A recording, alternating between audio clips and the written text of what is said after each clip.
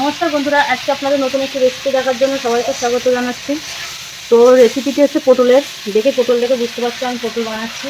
পটল দেখে আশা করি সবাই বুঝতে পারছে যে রেসিপিটি পটলের। তো পটলের রেসিপিটা খুবই সুস্বাদু এবং দুর্দান্ত। চলুন তাহলে দেখে নিই আজকে পটলের রেসিপিটা কী দিয়ে পটলের রেসিপি করব। চলুন দেখতে থাকি। প্রথমে পটলের চোচাগুলো আমরা ছাড়িয়ে নিচ্ছি। দেখতে পাচ্ছ, পটলের চোচা সম্পূর্ণ ছাড়িয়ে নেবেন। ছাড়িয়ে নেওয়ার পর পটলটাকে দুই ভাগে ভাগ করব। দেখতে পাচ্ছেন কুচি কুচি করে পটলগুলোকে কেটে নেব। একটু টুকরা টুকরা করে পটলগুলোকে কেটে নেব। এই যে দেখতে পাচ্ছেন পটল কেটে নিয়েছি।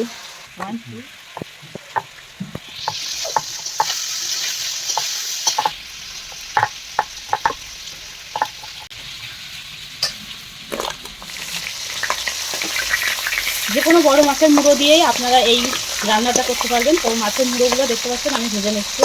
আর এখানে এই যে মাছের ডিম, এটাও আমি একসাথে ভেজে নেবো। এই যে মাছের ডিমটা ভেজে নিচ্ছি।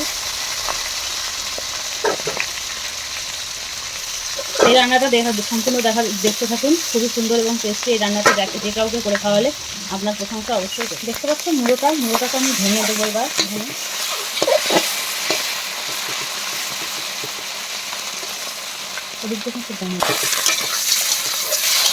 এভাবে মাছের মুড়ো আর ডিমগুলা একটু ভাঙা করে ভেজে নেব। কড়া করে একটু ভেজে নিতে হবে।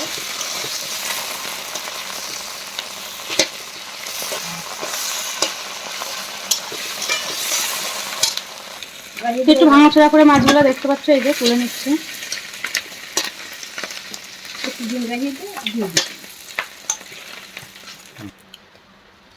এখান থেকে কড়াইয়ে আমি অল্প একটু তেল দিয়ে দিচ্ছি। দেখতে পাচ্ছ মৌরি, কালো জিরে আর মেথি, এটা আমি দিয়ে দিচ্ছি তেলের উপরে। একটা শুকনো ঝাল,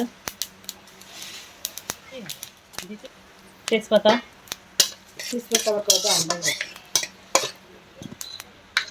আদা, শুকনো লঙ্কা দিয়ে একটা পেস্ট করেছি, এই পেস্টটা দিয়ে দিচ্ছি।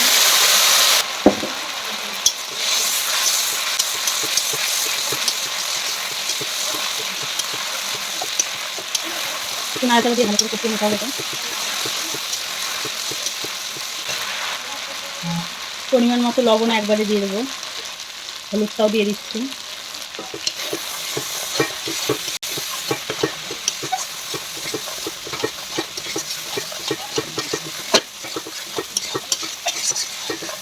কষানো হয়ে গেছে।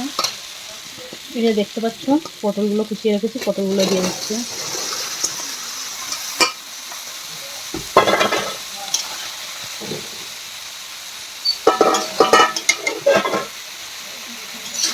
ভালো করে এগুলো মিক্স করে একটু কষিয়ে রান্নাটা করতে হবে।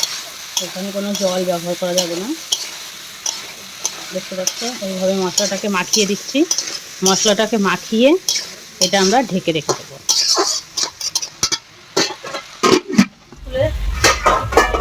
এই দেখো গোলা গোলা হয়ে গেছে। এখানে কিন্তু এইভাবে ঢেকেই রান্নাটা করতে হবে। জল দিলে টেস্ট হবে না, সেই জন্য এইভাবে ঢেকে রান্না করতে হবে। দেখুন আলু আর পটলগুলো একদম গলে যাবে এইভাবে। পটল তো পুরো গলেই গেছে, আলুটা একটুখানি আছে। আমরা আরেকটু ধরে রান্না করবো। তো এর ভিতরে এবার আমরা এই যে মাছ যে ভেজে রেখেছিলাম আর ডিম ভেজে রেখেছিলাম, এগুলো আমরা দিয়ে দিচ্ছি। দিয়ে একটু নাড়াচাড়া করে দেবো। ডিমগুলোকে একটু ভেঙে দেবো।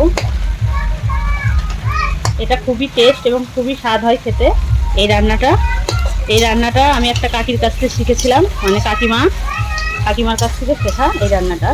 তো এই রান্নাটা খুবই ভালো লাগে আমি তো এই রান্নাটা মানে মাছের মুড়ো হলে আর পটলের সময়, এখন পটল নতুন উঠছে, সেই জন্য তো আমার এগুলো রেসিপি তো আমার মাঝে মাঝেই চলবে। তো আপনারা যদি একবার রান্না করে এই রান্নাটা খান, তাহলে আশা করি যে আপনার আবার ইচ্ছা হবে এই রান্নাটা খেতে। তো আমি আবার একটু ঢেকে দেবো। ঢাকনাটা খুলে দিয়ে দেখুন, এই যে রান্নাটা প্রায় শেষের দিকে, সম্পূর্ণ সব সবজি টবজি গলে গেছে। দেখুন কি সুন্দর দেখতে হয়েছে। এবার আমি এখানটায় দেখতে পাচ্ছ জিরে আর গরম মশলা দিয়ে একটা পেস্ট করে রেখেছি, গোটা গরম মশলা, এটা আমি দিয়ে দিচ্ছি এখন এর ভেতরে। দিয়ে দিলাম।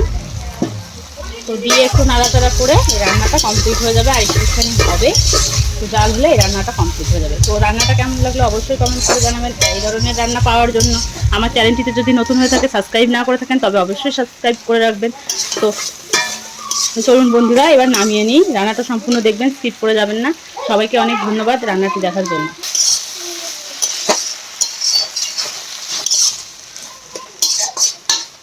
তো হয়ে গেছে, নিয়ে নিচ্ছি। স্কুলে